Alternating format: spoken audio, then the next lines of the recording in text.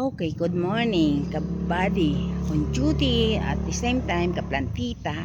So narito na naman po tayo sa isang vlog na kung saan ang ipipicture ko naman pong halaman ay ayan po siya, aloe vera.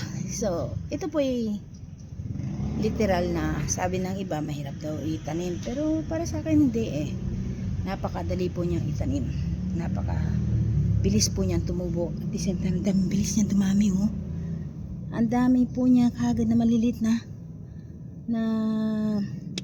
saringit, kumbaga malilit na sanga, ano bang tawag dito.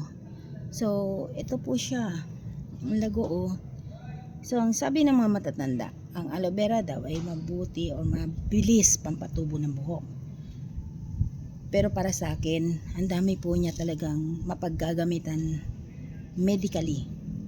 Unang-una, para sa akin, naniniwala ako na nagpapatanggal din po siya ng mga dead skin or dark spot sa katawan.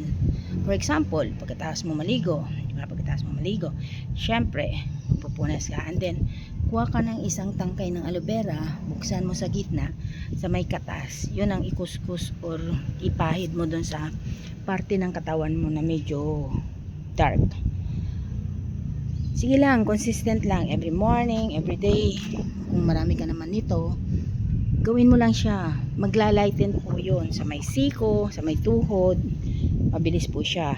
At isa pa, bilang nanay, para sa akin, napakabuti rin ito sa paso.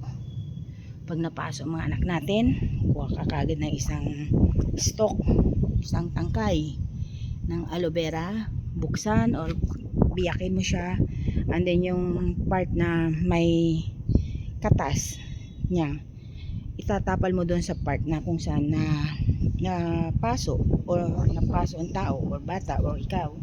Yun, nakakabigay po siya ng ginhawa kasi malamig po ito.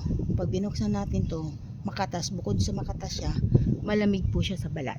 So malaking ginawa pong nadudulot niya pag ikaw po ay napaso. So yun lamang po, maraming salamat po sa panonood at sana po paki-subscribe naman po ng YouTube channel ko, Plantita on Duty. Maraming salamat po.